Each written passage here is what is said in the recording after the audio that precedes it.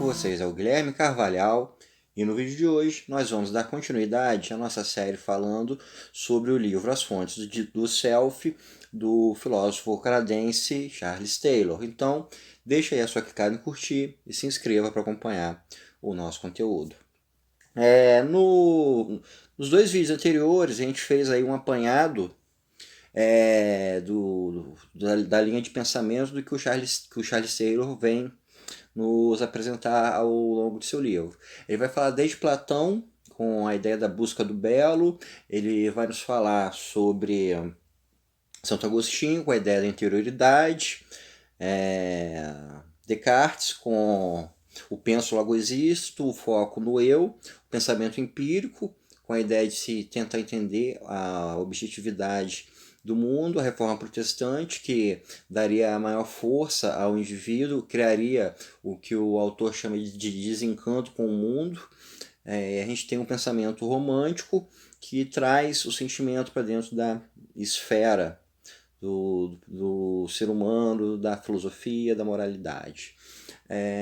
Então a gente já pôde ter uma boa noção nos vídeos anteriores de como nos séculos 17 e 18 a gente teve uma mudança muito profunda em todo o formato do pensamento humano, tanto pelo racionalismo, quanto pelo empirismo, quanto pelo romantismo, quanto pelo iluminismo.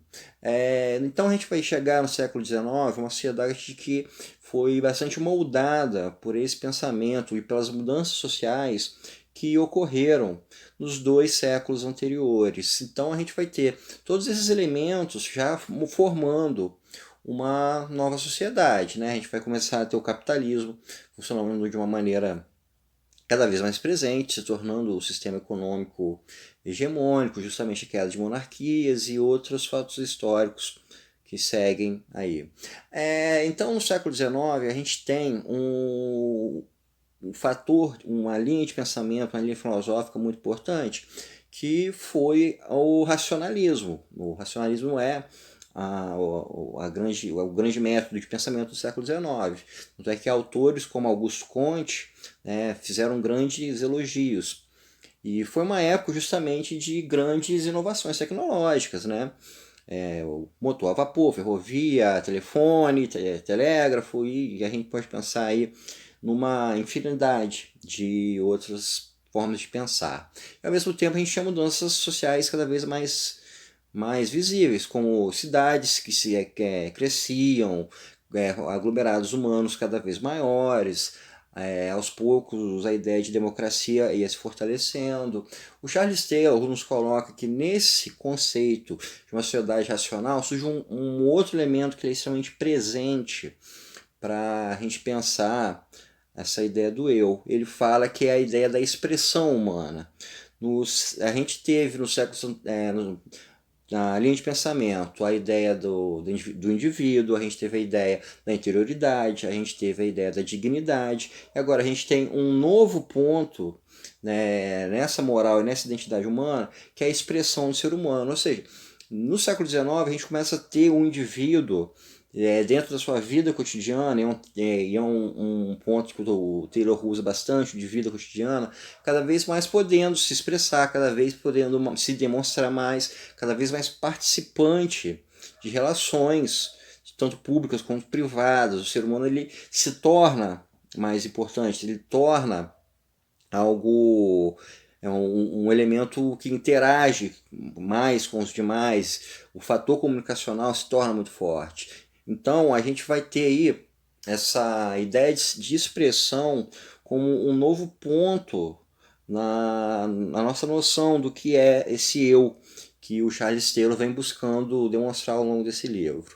Uma outra linha de pensamento, no caso dois pensadores que vão um pouco na contramão dessa ideia do racionalismo do século XIX, são Schopenhauer e o Nietzsche. O Schopenhauer foi um crítico dessa sociedade racional, ele era um crítico do utilitarismo e ele se apega bastante às filosofias orientais. E ele vem nos dizer que a vontade é algo do ser humano que apenas pode arrastá-lo para o mal. que apenas vai arrastar para a dor, e que a melhor forma do ser humano poder ser feliz é se afastando da vontade, é abdicando da vontade, é tentando eliminar suas próprias pulsões, agir cada vez menos guiado pela sua vontade. Isso dentro de uma sociedade capitalista em que cada vez o consumo e o utilitarismo se tornavam mais fortes. O outro pensador foi o Nietzsche, que também foi um crítico dessa sociedade racional. O Nietzsche nos fala sobre uma espécie de ode a Baco ao invés de Apolo. Apolo seria o deus da racionalidade, enquanto Baco, ou Dionísio, seria o deus do vinho, ou seja, para agirmos mais como essa figura dionisíaca do que como uma figura apolínea. O próprio Nietzsche também vem nos falar, né, em Assim Falou Zaratustra, da morte de Deus e a ideia do super-homem, ou seja, do indivíduo conseguir ser mais do que as contenções do mundo podem oferecer a ele. Isso é um pensamento que vai muito forte contra um racionalismo que racionaliza todas as formas de existência do ser humano.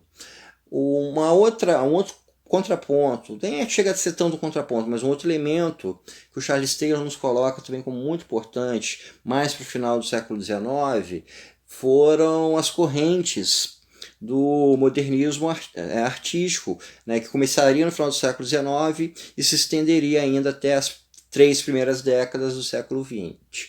Aí a gente está falando de expressionismo, impressionismo, cubismo, surrealismo, fauvismo, futurismo, porque foram formas de expressão artística que foram muito ligadas à noção de expressão, que o Charles Taylor nos coloca como algo que foi novo no século XIX.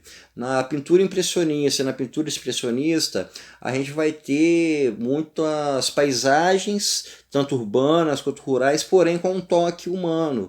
A gente pensar, por exemplo, nos quadros do Van Gogh ou nos quadros do Cézanne, a gente vai ter uma reconstrução de uma imagem que, na verdade, mas de uma forma como o próprio autor enxerga, o próprio autor constrói aquela imagem da sua forma, como o Gauguin, quando vai pintar as paisagens do Tahiti, ele usa cores muito fortes, ele usa traços que não são necessariamente iguais às curvas humanas, ou seja, tem toda uma forma de expressar que não é mais algo necessariamente realista, e sim o lado humano demonstrando como ele enxerga, como ele coloca aquilo. Quando a gente fala do surrealismo, o surrealismo tinha uma premissa de mostrar o inconsciente do ser humano, um lado onírico, um lado de sonhos. Então não é retratar uma realidade, não é um autorretrato que se faz, e sim buscar algo inventado, algo que está no profundo da alma do ser humano e colocar num quadro. Ou então a pintura dadaísta, que pensava que apenas o símbolo importa e o que se tem a dizer não é tão importante, apenas as formas. Ou seja, a gente tem uma nova forma de pensar todas as maneiras que o ser humano se expressa. E então o Charles Taylor vem nos dizer no final sobre o que ele conclui de tudo isso. E o que ele vem nos mostrar é que a nossa moralidade de hoje em dia é uma enorme mistura de tudo isso que ele apresentou ao longo do livro, talvez de uma forma conflituosa, de uma forma amistosa, mas sempre que a gente pensar em moral, a gente vai estar pensando em tudo isso que ele abordou ao longo do livro. Por exemplo, a moral vem de uma força maior do que a gente ou nós construímos a noção de moral? A gente considera que algo é bom porque Deus disse que é bom ou porque a gente define que algo é bom? Se a gente considera que matar alguém é errado, a gente considera porque existe um Deus maior do que a gente que diz que matar é errado, ou nós mesmos conseguimos chegar a uma conclusão de que matar é errado? Como funciona a ideia de um indivíduo que ao mesmo tempo ele se expressa, ao mesmo tempo ele tem a sua interioridade, ao mesmo tempo que ele interage com outros indivíduos dentro de uma vida cotidiana, como a noção de moral se espalha através dessa expressão, como que o ser humano consegue perceber a sua relação com o mundo, é através da razão, é através dos sentimentos, Como que o ser humano ele faz o uso da sua liberdade, até que ponto ele pode fazer isso, até que ponto o indivíduo é importante, como que a gente trabalha a ideia de dignidade humana no dia a dia, seja nos nossos atos, seja na formulação de leis, em todas as ferramentas, em todos os usos do ser humano em que passe pela necessidade de dignidade. Então, a gente tem aí esse fechamento do Taylor em que ele nos coloca que a nossa moralidade de hoje em dia é uma série de questionamentos, de reflexões, em que todo esse histórico é levado em consideração. Então a gente pode acabar concluindo de que, em todo esse livro, o Charles Taylor conseguiu cumprir aquilo que ele se propôs, que é mostrar todas as fontes que vão participar da formação de um eu nos tempos atuais. Então, pessoal, isso é tudo por hoje. Espero que vocês tenham gostado e até o nosso próximo encontro.